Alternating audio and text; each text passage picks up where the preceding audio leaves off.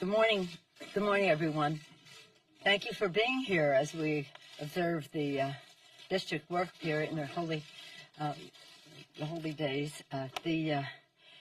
As we gather here, our members across the country are having communication with their constituents on two subjects in particular, and one perhaps. The first is on our legislation, H.R. 3, to lower the cost of prescription drugs now. We are very pleased that the response that members are receiving as we've asked them to go out there to receive public comment on H.R. 3. And when they return, we will be ready to proceed, some in committee, others just among members, to present the legislation.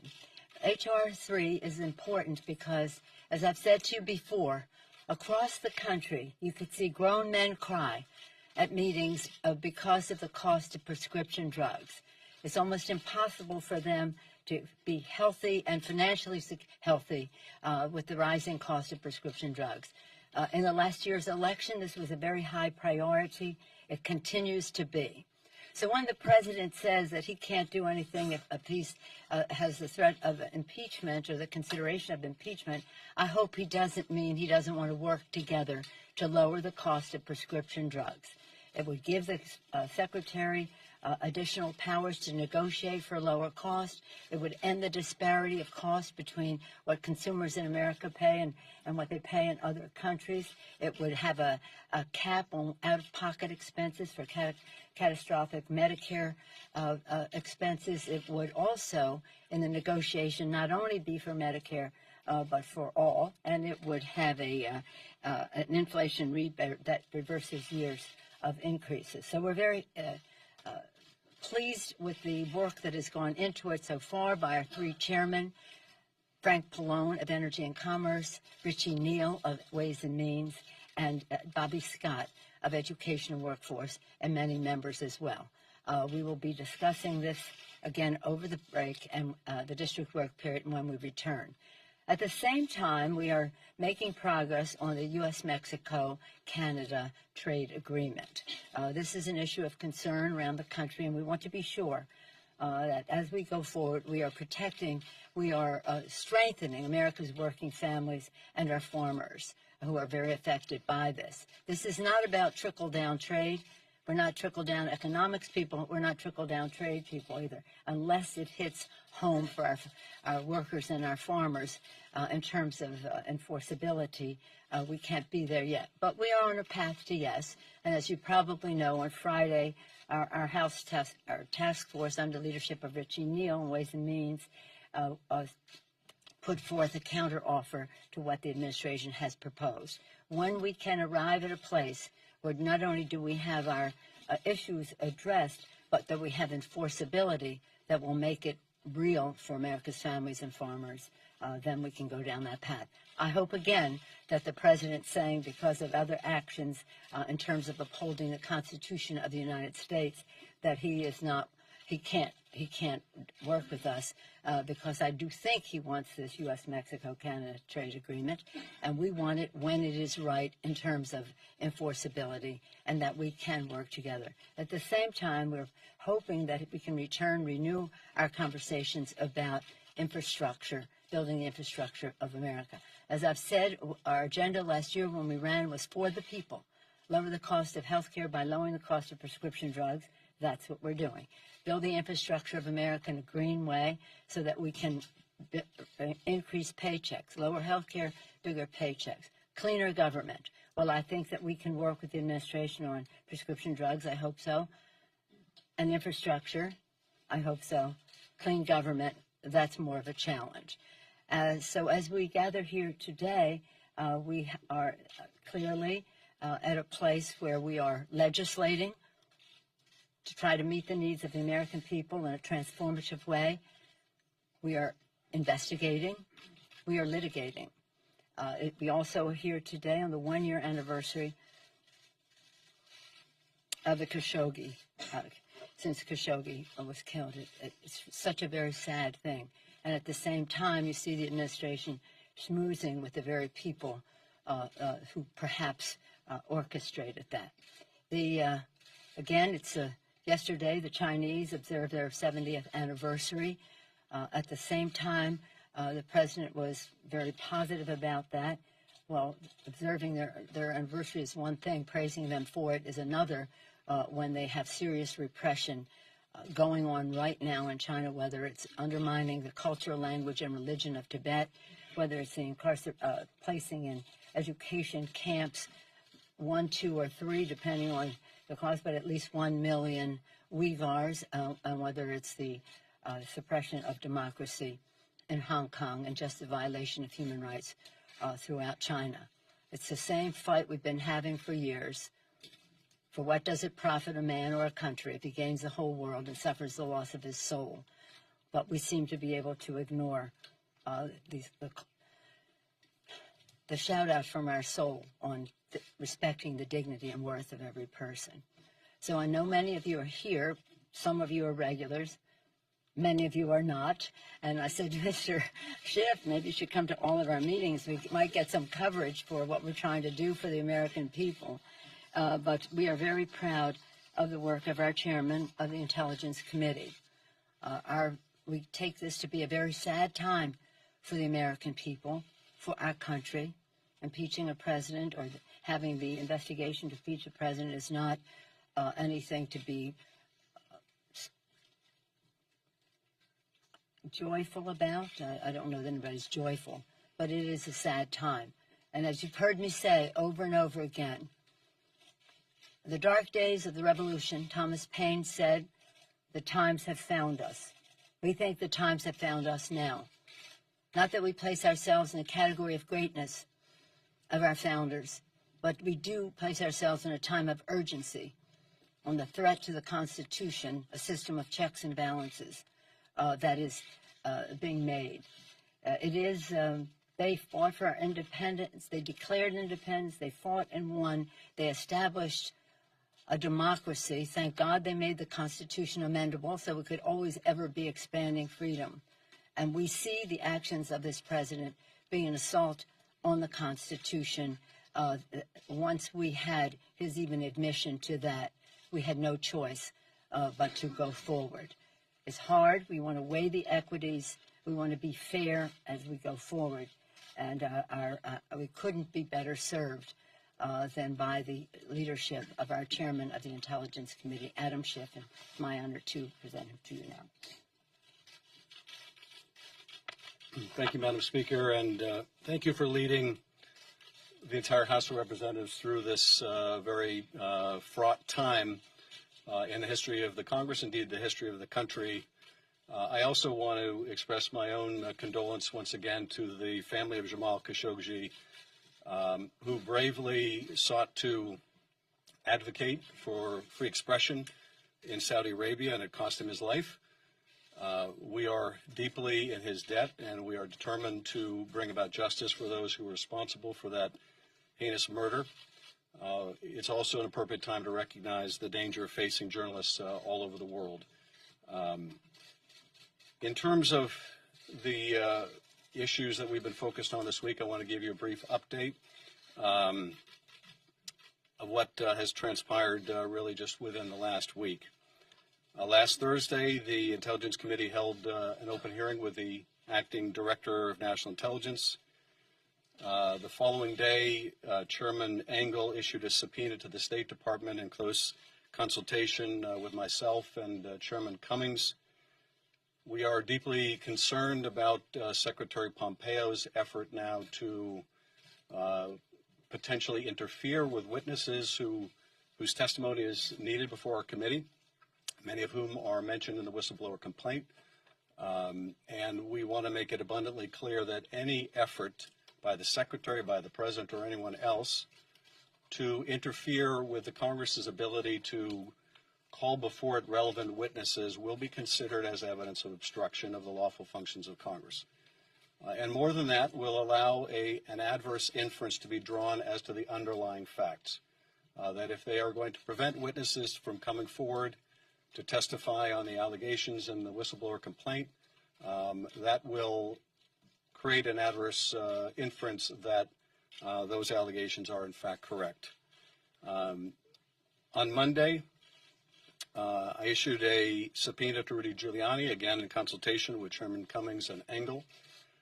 We expect Mr. Giuliani to comply with the legal process we are using. He is obviously a key figure in all of this by his own admission, as well as by the allegations in the whistleblower complaint. Today, and just within the last half hour, Chairman Cummings noticed a subpoena that will go out later this week or next week, after the notice period has expired, that committee intends to subpoena documents that the White House has been withholding from Congress. We are obviously coordinating very closely with Chairman Cummings on that. On Thursday, Ambassador Volker is scheduled to appear before our committee. And on Friday, the Inspector General of the IC, Mr. Atkinson, will appear before the committee and testify as well. The last time that the Inspector General testified, we did not have the complaint. We now do. And we certainly intend to ask the Director about the efforts that were made to corroborate that complaint, which we now know the Inspector General found both credible and urgent. Next week, we have also scheduled a deposition or interview with the former U.S. Ambassador Yovanovitch to Ukraine, and we are in discussion with other State Department witnesses to secure their depositions. So we've been very busy, as you can tell, this week. We're going to be very busy again next week. We are proceeding deliberately, but at the same time, we feel a real sense of urgency here that this work needs to get done, and it needs to get done in a responsible period of time. Thank you. Just one moment, please. I'll decide who asks the question. Do we have any questions first on the work to meet the needs of the American people in terms of USMCA and the HR3 on that subject? How do you envision working with this president on these key Democratic agenda items, lowering prescription drug costs, ensuring tougher gun safety measures, as you're actively considering whether to remove him But they from have office? nothing to do with each other. We have a responsibility to uphold our oath of office, to support and defend the Constitution of the United States. We also have a responsibility to get the job done for the American people. The president has said he wants this U.S.-Mexico Canada trade agreement to go forward, and we are awaiting the language on enforceability. So does it mean that he can't do that? That's really up to him. And I do expect that he does want that, and that he does need that, and that he's not going to blame it on us because we are honoring our oath of office. And then he says that he wants to lower the cost of prescription drugs. The American people want us to do that.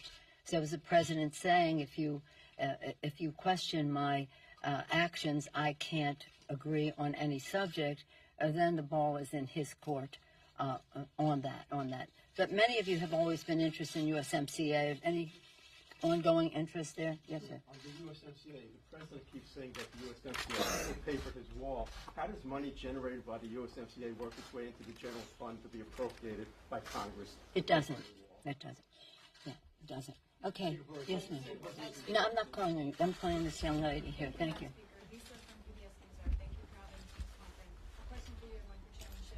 Do you have plans, or have you taken off the table the idea of a full House vote on I'm first, excuse me, Jeff. I'm at first doing HR3. Anyone on HR3? Does anybody in this room care about the cost of prescription drugs and what it means to America's working families? From time to time, you've asked those questions. Does anyone care about the USMCA, U.S.-Mexico, Canada agreement? A hard, fast date on when you need this to be resolved on This being what? USMCA. No, we're on a path to yes, as far as the trade agreement is concerned. And at some point, I'm just saying it's either yes or no. We either have enforceability or we don't. But I'm hopeful that we will, and I'm hopeful that it will be soon. Not a deadline you given the administration or anything? No, well, we have a good working relationship. Believe me, the quiet you hear is progress.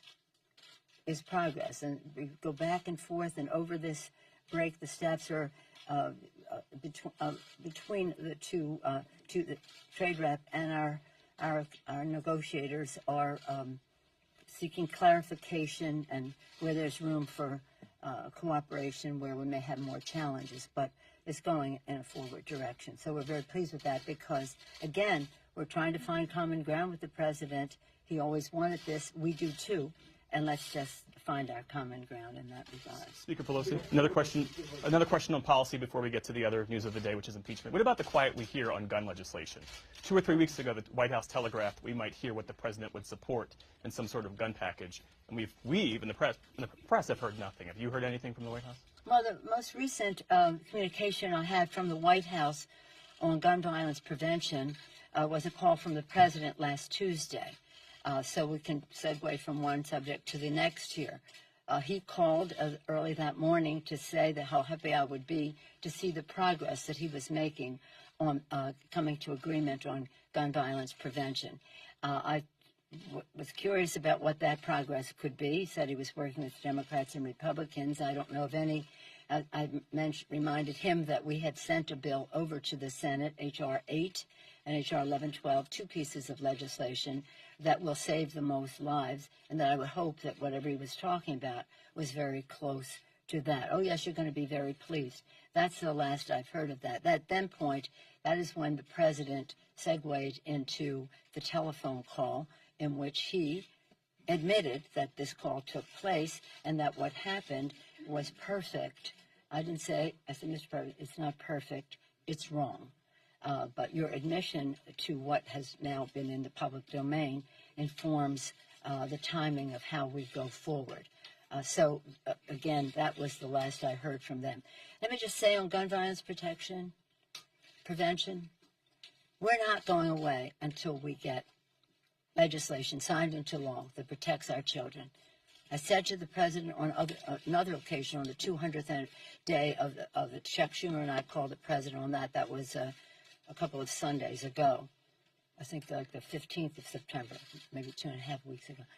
That was the 200th day since we sent over H.R. 8. And I said to the president, I pray for you and the safety of you and your family. And I hope that pray that God will give you an illumination, an enlightenment to pray, to work for the safety of other families in our country. So again, the most recent, I'm not going to say the last, I hope it's not the last, but the most recent communication I've had from the White House was in the same call where the president admitted to what he said in that phone conversation. Okay? Now you, yeah. Have you taken off the table, or do you plan for a full House vote on an impeachment inquiry? And Chairman Schiff, as the White House seems to be, in the words you were about interference, delays, in the past sometimes it's taken a long time, years, to compel documents and testimony from the White House. Are you preparing for a court battle, and how do you make sure that that happens in what you say is an expeditious manner? First of all, there's no requirement that there be a floor vote. That's not anything that is excluded.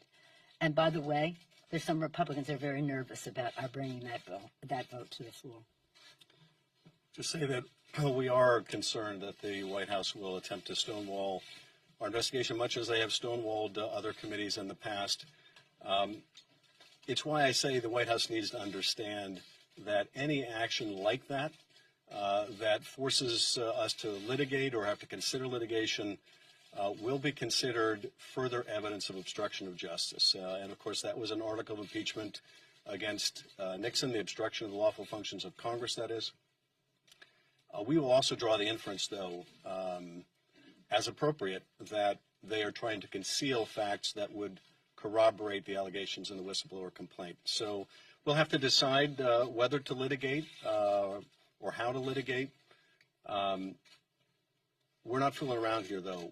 We don't want this to drag on months and months and months, which appears to be the administration's strategy. So they just need to know that even as they try to undermine our ability to find the facts around the president's effort to coerce a foreign leader to create dirt that he can use against a political opponent, that they will be strengthening the case on obstruction if they behave that way. Madam Speaker, thank you very much. I would like to ask Madam Speaker and also Chairman this as well. The President wants to interview the whistleblower. He says he has the right to meet his accuser. Your response, both of you, please. The whistleblower has the right on the statute to remain anonymous, and we will do everything in our power to make sure that that whistleblower is protected, that whistleblower's preferences in terms of their anonymity are respected. And let's not make any mistake here. The President wants to make this all about the whistleblower and suggest people that come forward with evidence of his wrongdoing are somehow treasonous and should be treated as traitors and spies. This is a blatant effort to intimidate witnesses. It's an incitement to violence. And I would hope, and we're starting to see members of both parties speaking out against attacking this whistleblower or others that have pertinent information. So the other thing I wanted to underscore, though, is what the whistleblower has set out that is within our power to this date to confirm, we see confirmed in that call record. The President can attack the whistleblower rhetorically all the President wants. It doesn't change the fact that the record of that call shows the President of the United States in a same conversation, and indeed immediately after the Ukraine President asked for more military help, the President of the United States asked that leader a favor, though. And no attack on the whistleblower or anyone else is going to change those underlying facts. On the subject of the whistleblower, I said to the President on that call, you've come into my wheelhouse. 25 years on the Intelligence Committee as a member, as ranking member, as Mr. Schiff was before he became the chairman when we got the majority. So I was part of the Gang of Four before I was even in the leadership as a Gang of Eight. So for 25 years, one way or another.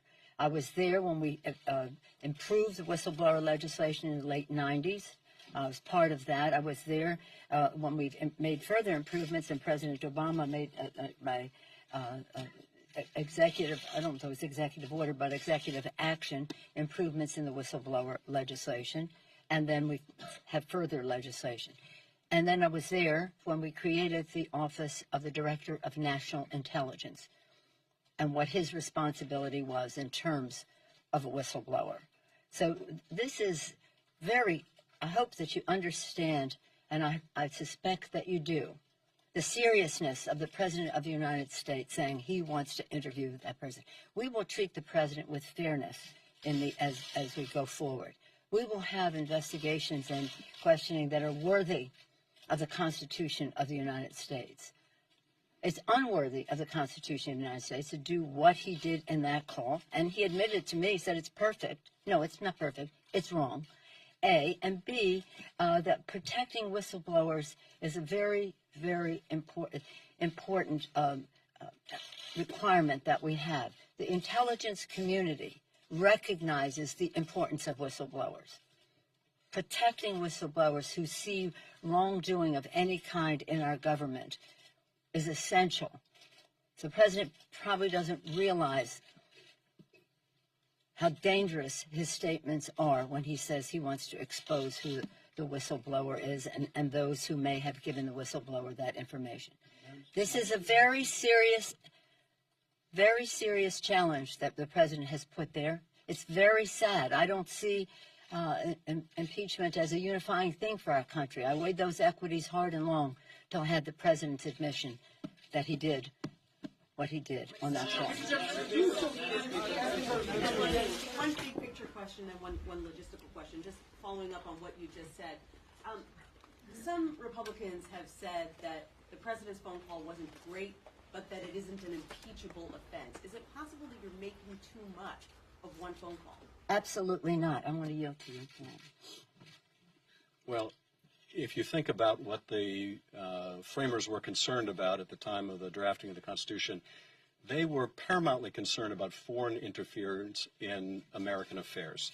They wanted to ensure that the President of the United States was defending the interests and national security of the United States and not corruptly, secretly advancing some private agenda with a foreign power. It's hard to imagine a set of circumstances that would have alarmed the founders more than what's on that call, where you have a president using the full power of his office to try to effectively coerce a foreign leader that is completely dependent on our country for military, economic, diplomatic, and other support, to intervene in our election to help his campaign.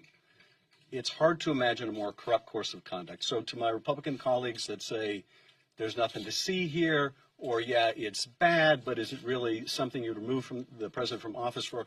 They're going to have to answer, if this conduct doesn't rise to the level of the concern the founders have, what conduct does? Now, we only know some of the facts at this point. The call record seems to be pretty indisputed. The suspension of military assistance is undisputed now. The sequestration of this call record and maybe others into a file in which they were never supposed to be placed, a file that is for classified information of the highest order, covert action, for example, those facts are not contested. But all the facts around that, we still need to flesh out. What was the State Department's role? What was the Secretary's role? What was the role of the Attorney General? There's a great more that we need to know to understand the full depth of the President's misconduct. And maybe when that comes out, it will persuade some of those Republicans to recognize the gravity of the situation. But I think we have to be realistic here. There seems to be no floor below which this president can drop that some of the GOP members, and maybe even many of the GOP members, would not be willing to endorse, look away from, avoid comment on, let alone rise to condemn as incompatible with the duties of his office. Make no mistake, in that telephone call, the president undermined our national security because of his what he had done a few days earlier. So the president said that in the call. No, the sequencing of it. You have to look at the sequence. A few days before, the president withdrew that. Now, why? Why would that just come from the president? There was no, as far as we know, and we'll find out if there is, any National Security Council justification for the president withdrawing assistance that had been passed by the Congress of the United States in a bipartisan way. And then the president just on his own decided he was going to use it as leverage. So using that as leverage, we supported that military assistance in the interest of our national security, undermining our national security, undermining his oath of office to protect and defend the Constitution because he was overthrowing an act of Congress just on his own, undermining the integrity of our elections. And that's what means something to people in their lives. They have to know that their vote counts and that it will be counted as cast. And this President of the United States is stooping to a level that is beneath the dignity of the Constitution of the United States and our founders, since the chairman mentioned our founders. They put guardrails in the Constitution because they knew there might be someone who would overplay his or her power. They never thought that we would have a president who would kick those guardrails over and disregard the Constitution and say, Article 2 says that I can do whatever I feel like. So this is sad. We have to be prayerful. We have to be worthy of the Constitution as we go forward. We have to be fair to the president, and that's why this is an inquiry and not an outright impeachment. And we have to give the president his chance to exonerate himself, but he thinks what he did was perfect. So we have that situation. But I say to my colleagues, calmness, quiet, so that we can hear, what is being said in this regard. Again, when on that very day, September 17th, that was Constitution Day, a Tuesday, 2 Tuesdays ago from yesterday. That was when that explosion hit of what possibly happened in that phone conversation, which the president confirmed to me in our call. And that day, is the day we observe the adoption of our Constitution, September 17th. On that day, way back when Benjamin Franklin left Independence Hall, people said to him, "What do we have, Dr. Franklin, a monarchy or a republic?" He said, "A republic, if we can keep it." It is our responsibility to keep that republic with the genius of a separation of powers, three co-equal branches of government, each a check and balance on the other. Separation of power, a republic, if we can keep it. That's our responsibility. That's the oath of office that we take, and that is what is one of the reasons why we just have to look at the facts and the Constitution. Any other objections people may have to the president have no place in this discussion in terms of, is he too cowardly to protect children from gun violence? Is he too cruel to protect dreamers? Is he too in denial to understand climate change? The list goes on. Save that for the election. This is about the facts relating to the Constitution, and that is how we will proceed, with dignity, with respect, prayerfully, and again, worthy of the sacrifice of our founders, the sacrifice of our men and women in uniform who fight for our freedom, and the aspirations of our children so they'll live under future presidents who will honor the Constitution of the United States. Thank you all very much. Thank you.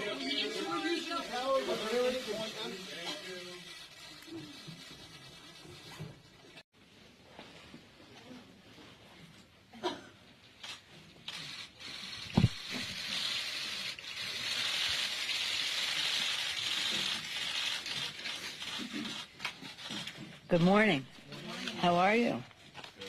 Good. That's good. We've been hearing from people all over the country since last night and this morning.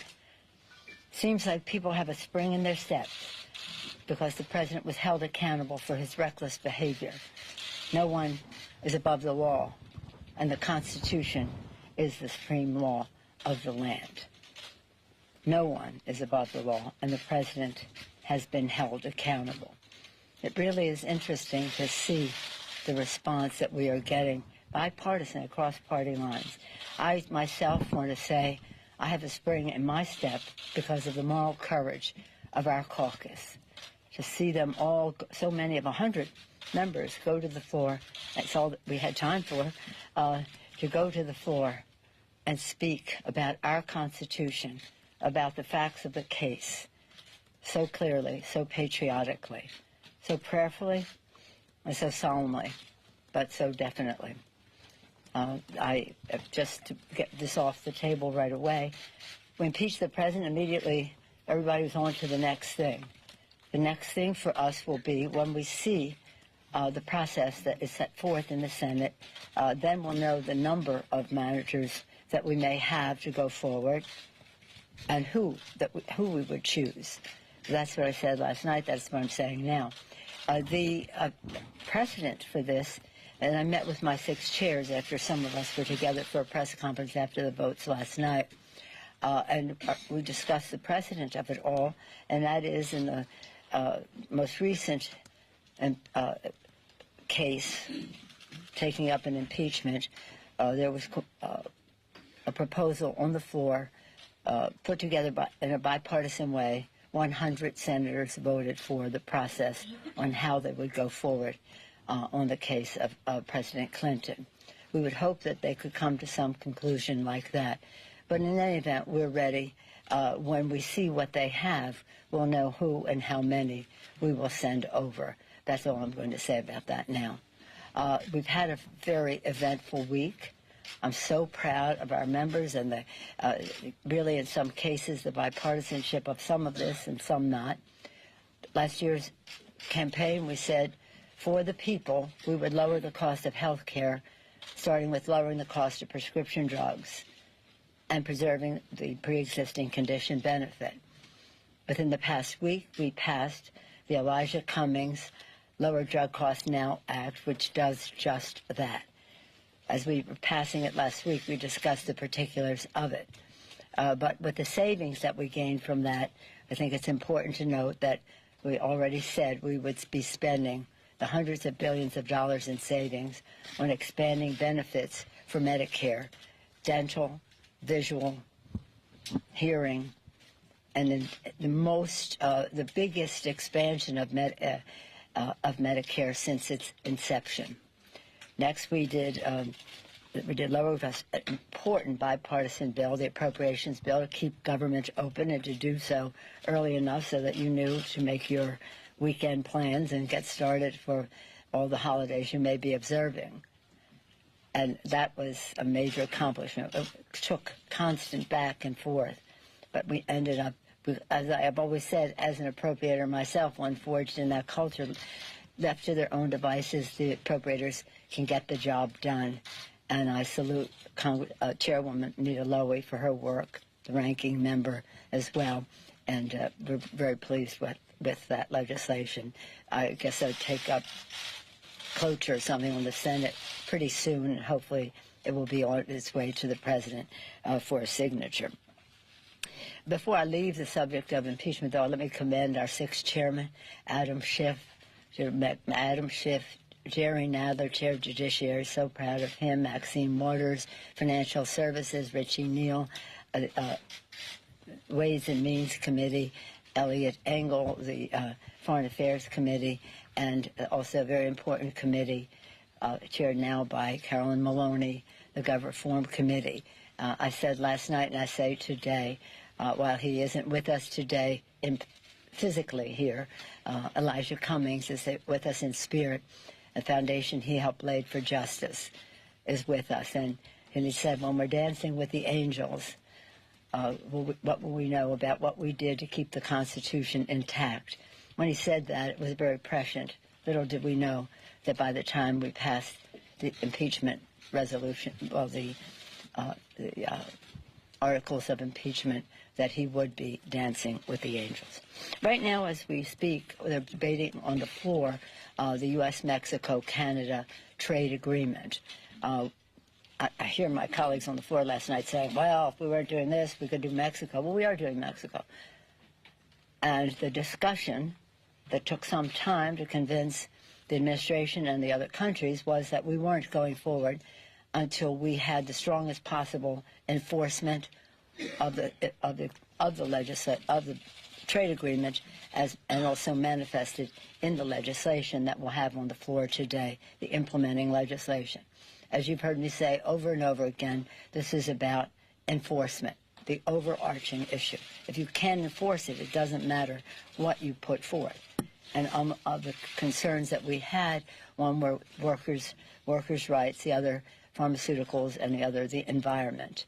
And we made giant progress from, first of all, over the existing NAFTA for sure. But apart from that, big distance between what the administration was proposing to begin with in all of those areas and to where we ended up now going forward. I'm very pleased to have the statement today that went out from the AFL-CIO, from Richard Trumka. He said, we are proud. He said, there is no denying that the trade rules in America will now be fair. Working people have created a new standard for future trade negotiations. I think it's a template for future trade agreements. Some of my members think, let's not give it that much. But we'll see how it goes in the implementation. That means everything. Then after that, today, we will do SALT. And that is going to be the state and local tax that the Republicans put on to punish blue states largely. It is paid for, this legislation, to repeal the SALT tax, and it will be paid for by increasing the rate on wealthiest individuals in our country. When the president first proposed his tax scam, they were saying, we're never going to lower the individual rate. And then they did. And now we will raise it again to repeal SALT. So we're very proud of what we have done. As you know, the Republicans keep saying, well, we should be working. You know, we've sent over 400 bills, 275 of them sitting on Mitch McConnell's desk. Well, 400, but 275 of those, at least, are bipartisan. The range of subjects is, well, you've heard me say it, but it bears repeating, I think. that includes all of our top 10 pieces of legislation, bipartisan background checks, expanding background checks. People have to have a background check unless they buy it at a gun show, online, or in some kind of straw transaction. So this is not creating background checks. It is expanding them, and as well as the South Carolina, one is H.R. 8, the other 1112. 295 days ago, we sent those bills to Mitch McConnell, the Grim Reaper. I've news for him. He may think they're dead on arrival there, but they are alive and well in the general public. And every day that he does not take up that legislation, because he knows it will pass, he fears that it will pass, or else he'd take it up. Every day that he does not pass it, 100 people die. Not all of them would, by gun violence, not all of them would be saved by the legislation, but some. And so we urge him to take up that life-saving legislation. The list goes on. Paycheck fairness, equal pay for equal work, Violence Against Women Act, again, about women, the legislation to raise the minimum wage of the 30-some million, 32, 33 million people who will get a pay raise with the increase in the minimum wage. Over 20 million of them are women. The Equality Act and Discrimination Against the LGBTQ Community, Dream and Promise Act, the SAFE Act, Save Our Federal Elections Act, Butch-Lewis Act, Protecting Pensions for America's Workers, Farm Workforce Modernization Act, which we passed the other day. It was bipartisan support and has bipartisan support inside and outside the Congress. Again, lower drug costs now. One of the bills that we did pass that we had an enrollment ceremony, perhaps some of you came, was the Future Act, and that was about minority serving institutions, Hispanic serving institutions, historically black colleges and universities, higher education institutions that deal with our Native American population. It's very important. We sent it. That did pass, and that is on its way to the president. So with that, I said to my members what I say to you guys all the time: the word recreate and recreate are the same words. They spelled the same, and they mean something the same. When you recreate, renew, rest up, be with your family, you are recreated to come back for the discussions and the debates ahead as we go into the future. And as we go into the future, again, we are inspired by our founders who said, "E pluribus unum," from any one, no matter what our difference is, and they certainly had theirs. We always have to remember that we are one country. I have my speaker's pin on today, but many times I have on the flag pin which said, "One country, one destiny." We have to think in those terms, and we look forward to doing that as we go forward. We still have a day here as we go forward. So I wish you happy holidays, and whatever you are celebrating. In our house, we celebrate them all. Christmas, Hanukkah, Kwanzaa, New Year's, whatever else. But I hope you have it. Now I'll have time for a few questions. Nancy? Do you run the risk as Do you run the risk, as some Republicans have said, of looking like you're playing games with impeachment if you hold on to these articles for too long? I said what I was going to say, Nancy. When we bring the bill, which is, just so you know, there's a bill made in order by the Rules Committee that we can call up at any time in order to send it over to the Senate and to have the provisions in there to pay for the impeachment. And then the next step, whatever you want to call it, the trial. That is where you put the managers. I was not prepared to put the managers in that bill yet because we don't know the arena that we are in. Frankly, I don't care what the Republicans say.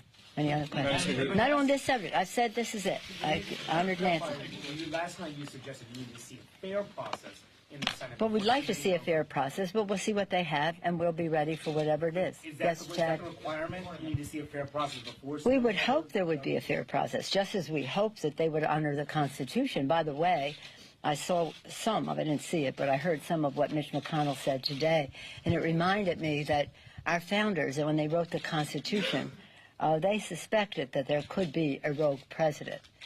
I don't think they suspected that we could have a rogue president and a rogue leader in the Senate at the same time. Yes, Madam Speaker. Matt. To that end, you have talked and criticized Senator McConnell today. Any Called- other called questions him- on any of this? Anybody want to talk about Mexico Free Trade Agreement? Anybody care about that? Jobs for the American people, progress in addressing globalism and the issues. Anybody want to talk about the SALT tax that we're passing today? Important issues that relate to the economic vitality of our communities. Any other questions? Because I'm not going to answer any more questions on this. Clearly, do you understand? When we see what their process is, we will know who and how many we want to send But over. this question Not deals with until then. legislation I'm in not the going to Senate. go there anymore. Yes, sir. On USMCA, one expects the president will campaign how he got rid of the worst trade deal in history and made a better deal. Is that something you want to take credit for? Of course we'll take credit for it, because what he proposed did not fill the bill of what he just described. But there are those, and some of you who care about substance, have in the past asked about whether we would pass that because it would have what we call collateral benefit to the president. I don't care about that. But we had an opportunity to do something very important for the American people, for America's workers, and we could not let him stand in the way of that because he would go out and take credit. So this isn't about him. It's about American workers. It's about being good neighbors in our hemisphere. And frankly, we weren't going to go down that path until the administration conceded on many of the provisions that they had in the original proposal, which were not acceptable and which were not, as you described, the president would describe it. Yes, sir. Have you had any conversations with Congressman Van Drew about maybe caucus None. within the new year? Zero. Do you have any advice for them? No, I know, nothing. Zero. Madam Speaker, One more, that's it, yes. The president last night had some pretty harsh comments about your dear friend Debbie Dingell and her late husband. Wondering if you have any reaction. Let us pray. Let us pray for the president. This is, the president clearly is insecure when it comes to statespersons. Whether it was John McCain, think of what he said about John McCain, and his supporters just overlooked that. John McCain. Now John Dingell. What the president misunderstands is that cruelty is not wit. Just because he gets a laugh for saying the cruel things that he says doesn't mean he's funny. It's not funny at all. It's very sad. Thank you all very much. Happy holidays to all.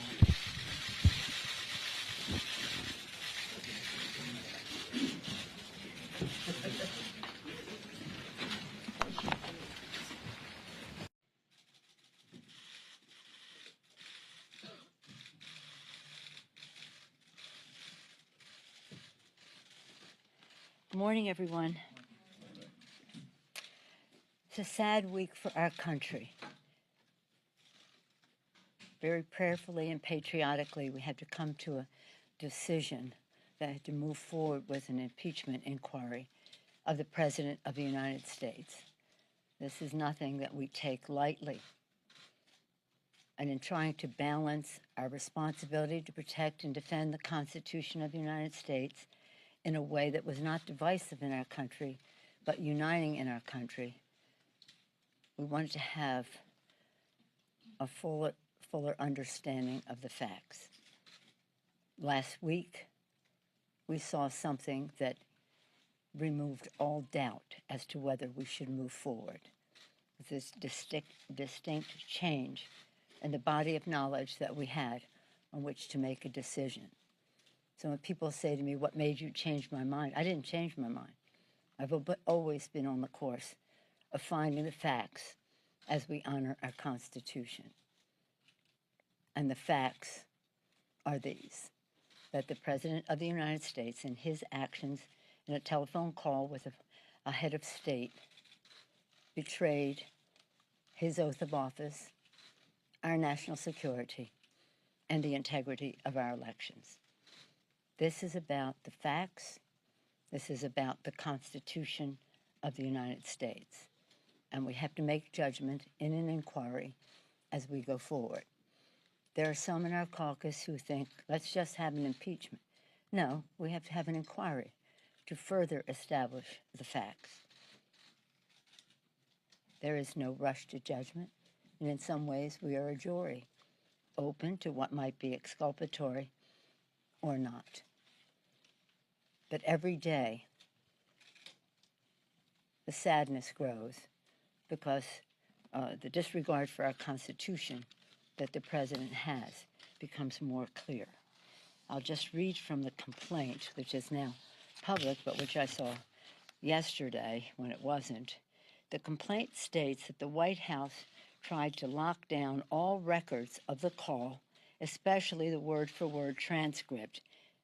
That gave the whistleblower reason to believe that they, the White House, understood the gravity of what transpired in that call. The complaint reports a, quote, repeated abuse of an electronic record system designed to store classified, sensitive national security information, which the White House used to hide information of a political nature. This is a cover-up. This is a cover-up. Let me just say a word about whistleblowers. First, let me say how proud I am of our members in our caucus for the thoughtfulness that they have brought to this. Some with their own timing, others like our freshman Democratic defense members with their beautiful statement earlier in the week after seeing what their letter alleged about the president. I also want to salute our 6 chairmen. They've done a remarkable job. Adam Schiff is holding forth now. Chairman Cummings, let me say a word about him. Chairman Cummings is an expert on inspectors general and on whistleblowers. So in addition to all of the other oversight responsibility that his committee has over all of government, in this particular case, he has been a great intellectual resource on it. Whistleblowers play an important role in our government in revealing wrongdoing that they see. I've been an important part of writing bills to protect whistleblowers from retaliation. And that's what we hope to do in this case as well, protect the whistleblower reporting wrongdoing from retaliation. Mr. Nadler is a master of the Constitution. Congresswoman Waters, a strategic thinker, and has her case before the courts now in the Deutsche Bank case, along with Mr. Schiff in that case. Chairman Neal with his case in the courts on the president's taxes. Mr. Engel, part of the Foreign Affairs Committee, which has jurisdiction in terms of this telephone call as well. But it is an intelligence matter, and it is focused in the Intelligence Committee. I just want to say again on whistleblowers, whistleblowers are important, and the intelligence community specifically, and I use their word, has publicly recognized the importance of whistleblowing in pointing out wrongdoing and the importance of protection of whistleblowers. So here we are with another example of violations of the Constitution on the part of the president, a continuing discussion that we've been having with him, and I was very pleased that the Senate voted to reverse their decision to take $3.6 billion from military construction and spending it on his wall. We will have that vote today in our caucus for the reversal of that decision. So as we go forward and still continue with our day-to-day work on, yesterday we had a big rally. We all wore black to mourn those who've been lost to gun violence. We asked the president to pay attention to that. I pray for him and his family and their safety. I also pray that he cares about the safety of other people's families in our country. The first 200 days, and now it's more, of this Congress, we've passed very significant legislation consistent with our promise to the American people in last year's campaign for the people agenda, to lower the cost of health care by lowering the cost of prescription drugs, to increase paychecks by building infrastructure of America in a green way, cleaner government. Well, on the first two, prescription drugs and infrastructure, hopefully we can have some bipartisan cooperation.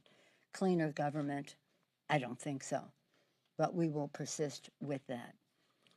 So, and again, with all of the agenda that we have sent over to the Senate, we would hope that they would listen to the people where over 90% of the American people support common sense background checks contained in H.R. 8 that is over there. That list goes on. So we are doing our work. We are legislating for the good of the American people in a way that tries to find common ground. We are investigating, as is our responsibility. We are litigating. And now we have no choice but to ask for an impeachment inquiry based on the president's actions. Yes, ma'am. Thank you. I wondered how this information, this complaint, affects the push for impeachment. Many Democrats are saying that they now like to see at least a vote in the committee in October on articles of impeachment. Does that change your timeline? Does that match up to your timeline? Our consensus in our caucus is that we will proceed under the auspices of where this matter is relevant, and that is in the Intelligence Committee. The timeline relates to how the committee proceeds, and our timeline will spring from them. There is consensus, though, in our committee, in our caucus, about how we have proceeded and focused on our oath of office is to protect and defend. This is a national security issue. The actions taken by the president lifts this into a whole new terrain, a whole level of concern about his lawlessness. So the timing will relate to the committee. And on the content, would you personally like to see potential articles of impeachment being drawn up specifically focused on you? We're not talking, the committees, when the committee finishes its work and we have the work that has already been done by other chairs, there will be some determinations about how we proceed. But I'm not going to go into that today. Yes, ma'am. Have you all decided that the impeachment inquiry is going to be narrowed and focused specifically to Ukraine and what the committees are directed to focus on?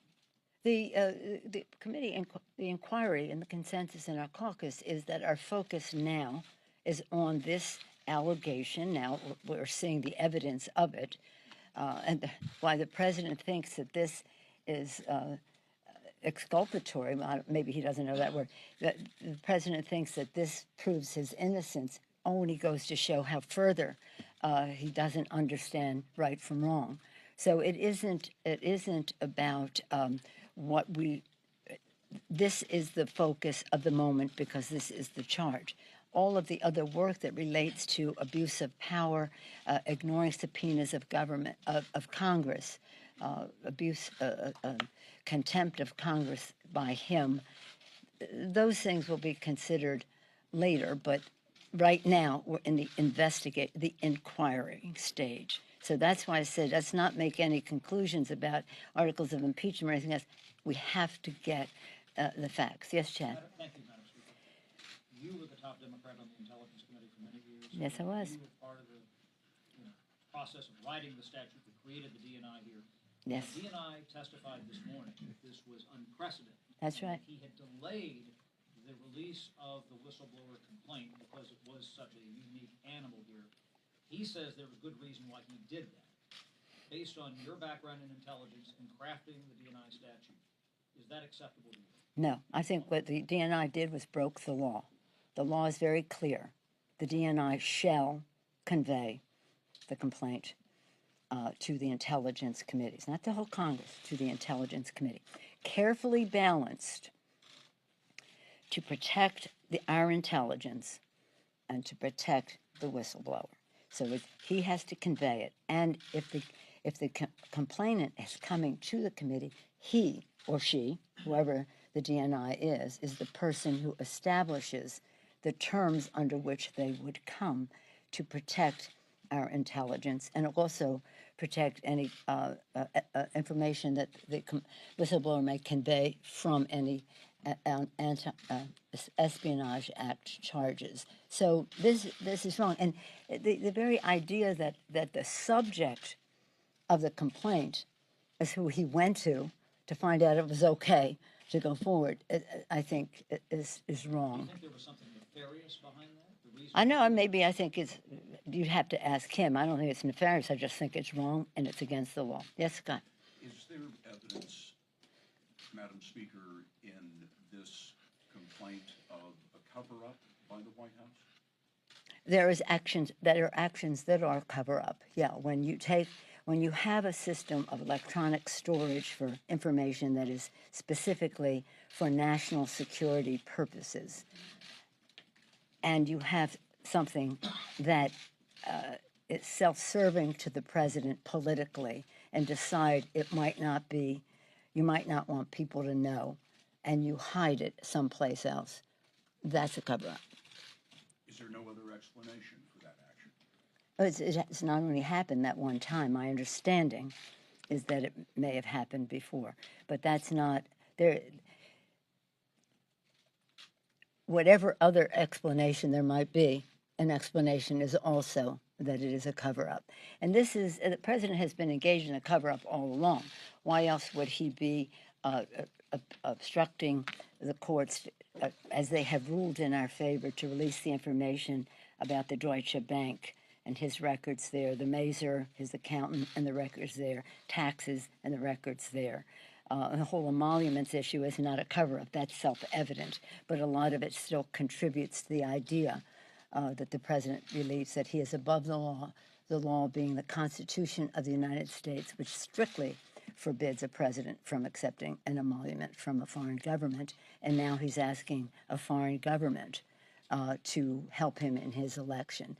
The president, as I have said, I respect the role of the president is to speak to foreign leaders, and sometimes their conversations have a level of confidentiality that is appropriate. It is not the role of the president to shake down foreign leaders for his own political purpose, using withholding taxpayer money to do so. Finally, if I may, do you anticipate the committee calling witnesses from the White House, and what message? That I can't speak for the committee, Scott. I can't speak for the committee. That's going to be up to their decisions. What message do you have to the White House regarding cooperation with the committee? Speak truth. Speak truth, but no truth. And believe me, I'm very prayerful about this. This is a heavy decision to go down this path. For some people, it was easier. They thought the transgressions were self-evident. I thought we needed more facts to show the American people as to why this was necessary.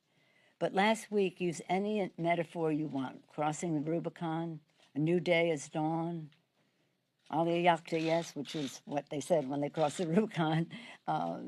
Any analogy, we are at a different level of lawlessness that is self-evident to the American people, which is clearer than saying the president obstructed Congress because he wouldn't let us see these records. Because we can't see the records, we can't show the public what the president is hiding.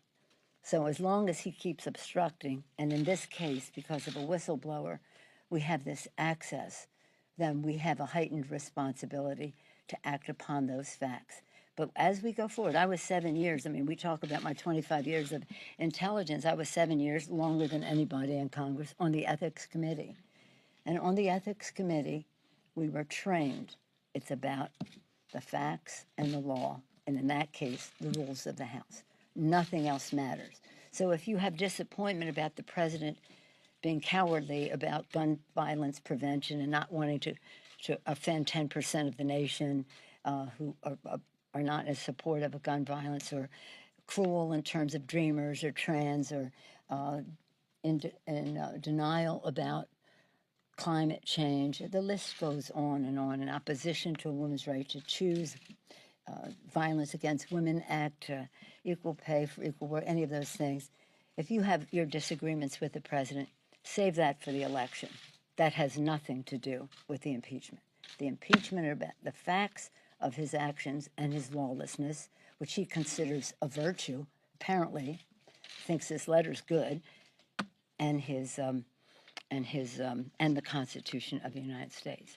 Our founders, you know the story, last week, of all days, September 17th, Constitution Day, a day we observe and celebrate our Constitution, the beauty of it all, system of checks and balances, Bill of Rights, freedom of the press, the guardians of our democracy, the ability to amend the Constitution to expand freedom. Thank God they did that.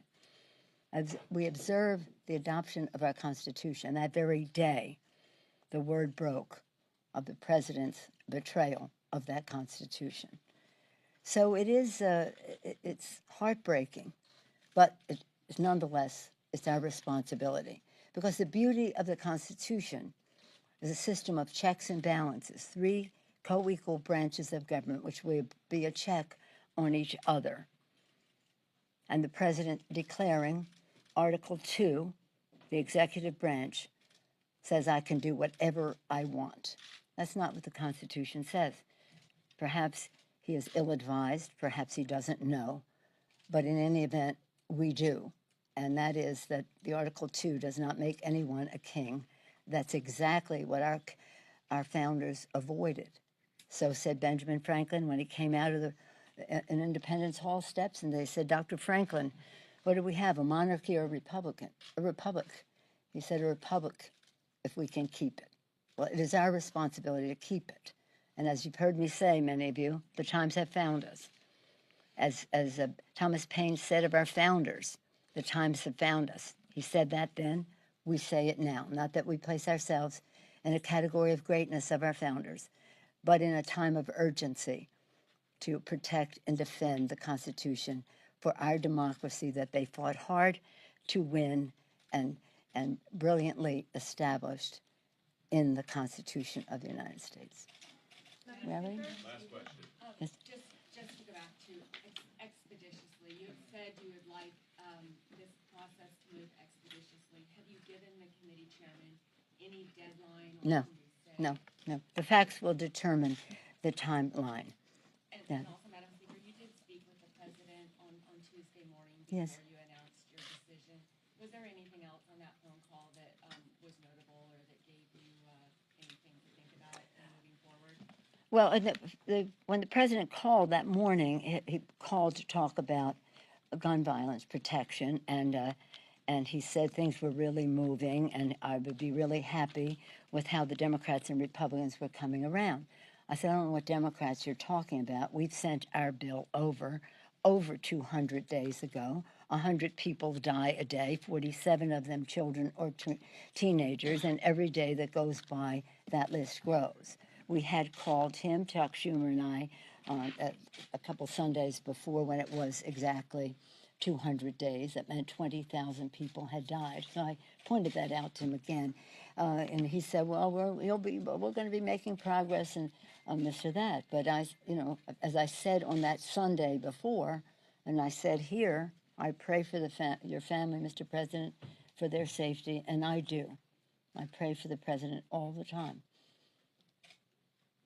And I pray that he will receive an illumination to let him know that he has a responsibility for the safety of other families in our country. But in any event, on that particular call, he was telling me how well things were moving forward, and it was pretty soon I would hear what he and whoever else were deciding. So I said I would look forward to that. Then he changed the subject to what would be coming next, and how perfect his conversation was. How perfect his conversation was with the head of state. I don't want to go into. I'm telling you what is already in the public domain. I don't like to go too far into a conversation with the President of the United States and the Speaker of the House. That's an historic call. It's an historic call, and I don't usually go out and say that I just had this call and this is what it was about, unless it's in the public domain, which that is, and I can confirm that. But the President didn't seem to see what was wrong. I did remind him of my 25 years of intelligence and that he was now in my wheelhouse on the subject. So that's what that was. Let me just say, in case anybody's interested, we're moving ahead on the U.S.-Mexico, Canada agreement. We're, again, hoping to be on a path, a continuing path to yes. Yesterday in our caucus in the morning, that was the subject, the presentation of our working group to our caucus to hear what some of their observations were back. And in the afternoon, we had a caucus and we talked about H.R. 3, which is our lower prescription drug cost now legislation, which is receiving rave reviews from everyone except the pharmaceutical industry, which is spending millions of dollars misrepresenting what it is. But it's very important. It's going to be transformative. It's going to lower cost, not only for our seniors by giving negotiating power to the secretary to negotiate for lower prices for Medicare, but that those prices would apply in the private sector as well. And it has provisions that will stop the abuse of our paying 4, 5, 6 times as much for the same prescription drug as are sold in other countries. It puts a cap on what seniors will be required to pay for prescription drugs that is much less than where it is now and less than what the Senate is proposing.